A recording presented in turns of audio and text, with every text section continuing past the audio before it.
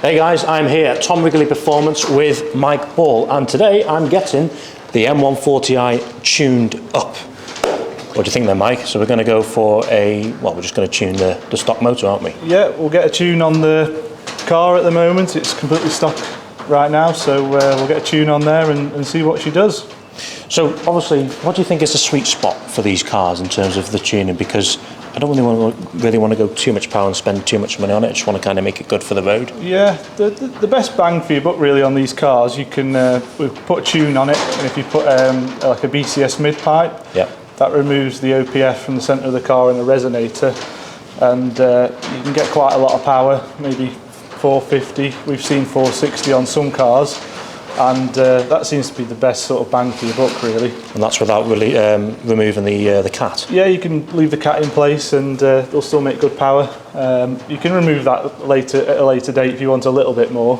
But yeah, we'll see what it does. There's a little rumour that these cars make a little bit more than stock, especially on the Dyno. So what do you think we're expecting today in the region of? They usually make around 350, 355 when they're completely stock. On 99 RON fuel. Yeah, which we're on today. Yeah, which one today? And with just a tune on a stock, completely stock M140, I'd probably expect in the region of between 420 to 440 horsepower, something like that. So, yeah. And obviously this is obviously 2019 plate. It's got the PPF. Yeah. Will that affect? Does the PPF affect the tuning? It does affect it a little bit. It will restrict it. That will be the restriction by the time we're finished.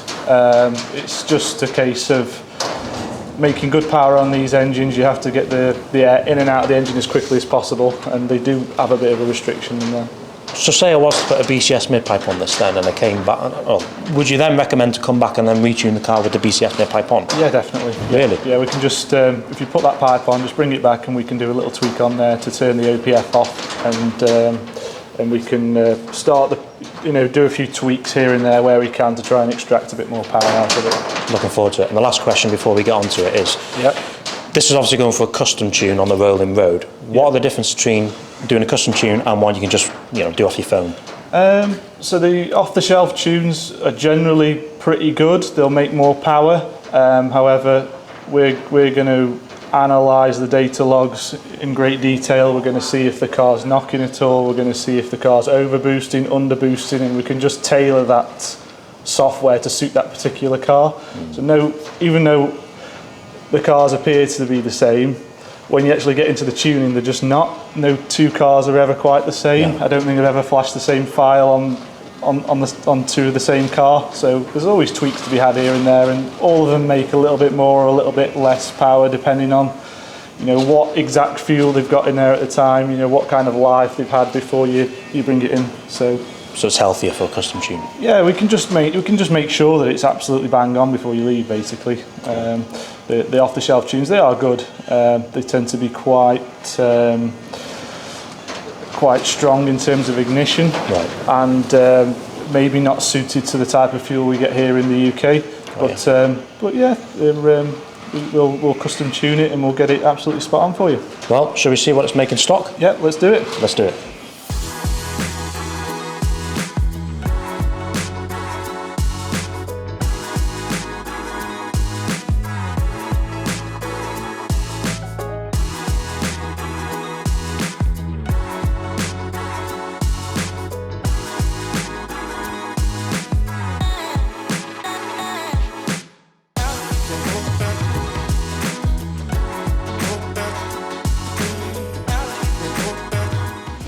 So you're setting up now? Yeah. Quick question before you start mapping it. Go on. What do you think about my interior? It's very cream. Yeah, I like it. Yeah. It's, don't see many like this. Sunroof as well. Oh right, yeah, nice. You're surprised. And also, I've put an M2 interior trim kit in it. Have you? Yeah. So if you have a look. Oh, the paddles. Yeah, M4 paddles. Yeah. The centre console's all carbon fibre. Very nice. And the big dash and the door handles as well. Yeah, good stuff. I did that for you. Yeah. Thanks very much. Well, I'll enjoy sitting in this while I'm mapping it. Exactly. Well, I thought it'd make it a nice place for you to be whilst you're mapping it, so you can turn it up a bit more than usual. Right, I'll do my best, mate. I'll do my best. Right, let's see what it makes stock. Okay. let's go.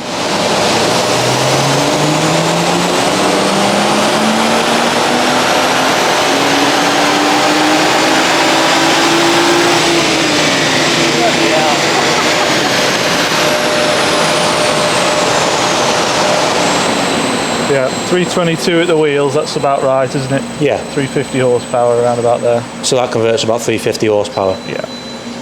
That's decent. I'm happy with that. Your prediction was right, Mike. Yeah. It's what it produces tuned now. Let's just check that. I'll go for stage 6 Bradford Remap, bro. Running 510 horsepower. You'll gap your RS trees. A bit too good at that. You are, I'm good at that. A bit too good at that. All these TikTok videos, mate. Yeah. So now you're tuning it. Yep, correct. So what's all this on your computer here now?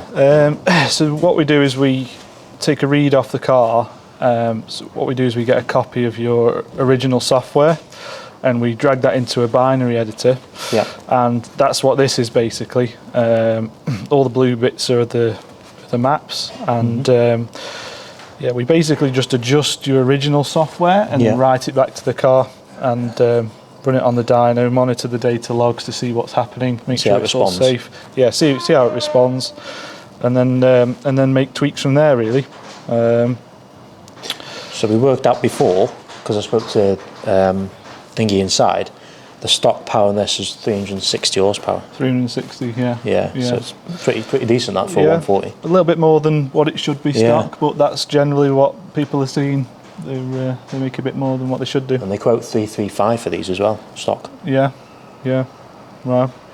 So yeah, a little bit more. Same thing with the G80s as well. Really, we're seeing a bit more than what they should be. It's a common denominator really with all the BM stuff, producing a lot more than stock. Yeah, definitely. Yeah. Cool. So we've made the modifications. I'm just writing it into the car now, and we can see what it makes. Cool. Go from there. Just need to cool it down a bit, because when this sat for a long time, got 57 degrees in the charge cooler. So I just put the fan on. Needs to be cooled down. Yeah.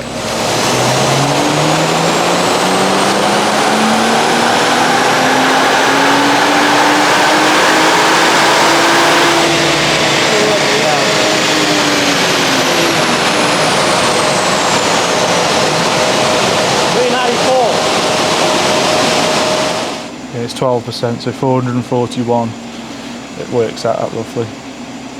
441 horsepower. That's good. And the torque is? 648 wheel newton meters, that is. That's very decent. Yeah, so you've got about, what have you got, about 125 newton meters more torque at 2,500 RPM. And just going to spin the rear wheels. Yeah, you've got about 75 horsepower more at high RPM, so that's a good gain. That. So in terms of B58 that you tuned before, how does this one compare? Yeah, pretty much exactly the same. It's exactly what we'd expect. So just going to make a slight tweak now to it, and then we'll run it again. Yeah. Just iron out a few things, and then we should be good to go. Cool. Yeah, I'm happy with that. Yeah. They call this a Gen 1.5. This B58. Yeah, when they had the OPF fitted, they actually changed the cams that were in it as well, and they actually make a little bit more than the regular one. Right, so you've done 3 runs there. You've only got to make more horsepower. Yeah, just a little bit more. Just a little bit more, but less torque. Yeah. So you've ironed a few things out, I'm guessing. Yeah. So 398 at the wheel. That's the best run, yeah, but it's pretty consistent. We're between 395, 398, around that sort of area. Yeah, it's good. Obviously the temperatures change inside, and the temperature in the charge cooler changes as well, so it has a bit of an impact on it. So we're probably looking at around 445 horsepower. Yep, something around that area. That's good, that. Yeah. I'm happy with that. I was probably expecting around 430 if I was to be honest. Right, we've exceeded your expectations. You have exceeded my expectations. Yeah. And you asked me before, can you give us a bit of a rev? Yeah. Oh, we've got some pops and bangs. A little bit of a pop there. But that's stock, though, you're saying? Yeah, that's stock aggression. Does it change when you put it in sport? Because that's Sport Plus. That's Sport Plus.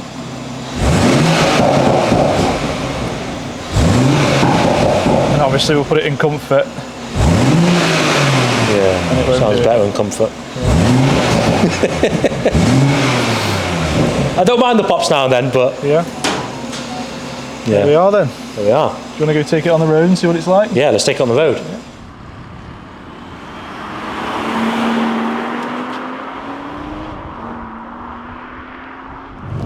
So you got the live data on your laptop there? Yeah. See what's going on here.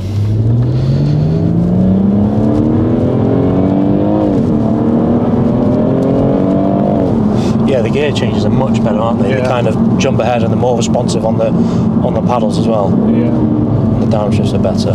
It's the pickup as well, isn't it? That kind of initial straightaway torque. I'm just in third gear there, just you put your foot down. Yeah, well you can see on the dyno, on the graph, even from when we first put a foot down at 1500 RPM, that you know you've got more torque there initially, so you should feel better all the way through the rev range. I can feel that when I put my foot down in fourth gear, 2000 RPM, it's just so torquey.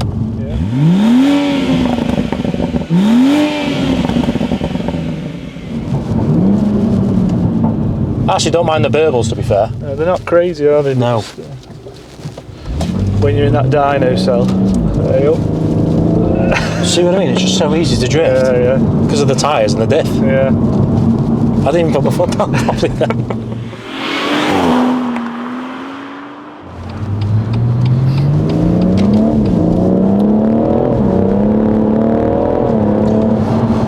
See what I mean about it feeling a bit more like a dual clutch? Just about to say that, 100%. Yeah. Snappy. Yeah.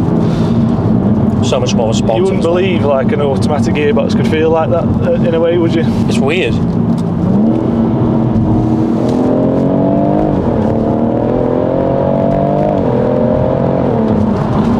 Massive difference, mate. Yeah. Huge difference. It just keeps pulling all the way through the rev range. There's no stutters or... No, I think on stock power, if I did that when it was stock, you're kind of waiting for the car to respond and pick up. Yeah. But now with the map, it's straight there and you're banging into gears, straight into the next one. Yeah. So it's made it much more responsive and just a better driver's car. Yeah. Well, that's the sort of thing that you don't really see on a dyno. The way it changes gear and it engages the next one and it carries on pulling all the way through the rev range. Wow, huge difference, mate. Yeah. So just for an ECU flash. Yeah, it's crazy, isn't it? It's the bang for your buck that you get with it. And I think, because I haven't got the noise with the exhaust jet or mid-pipe, it feels faster than my old 140. Right. I don't know, because I think sometimes with a loud car, it can feel faster than what it actually is. But the fact that it feels stock noise and it's delivering this power just makes it feel unreal. Yeah. You can feel the car trying to source grip. It does scurry about on the road, but I suppose once we sorted out the tyres, that might keep it more planted. Right, so I'm done here at Tom Wrigley Performance with yourself, Mike. I'd like to say a massive thanks for tuning this thing up. No problem, it's a pleasure. So just for context, we made 445 horsepower, 680 newton meters of torque in the end, so it's about 75 horsepower more. So yeah. Massive gains. I'll say we just took it on the road there. I think not just the way, for me, it's not necessarily looking at the numbers. It's more how it responds driving. Exactly, So the mid-range, the way this picks up, far more better than stock. So if you're planning on getting your M140i or B58 tuned, come see Mike, and he'll sort you out. And thanks again, mate. Thanks, Max. And leave a like on the video, subscribe to our channel, and we'll see you soon. Thanks, guys.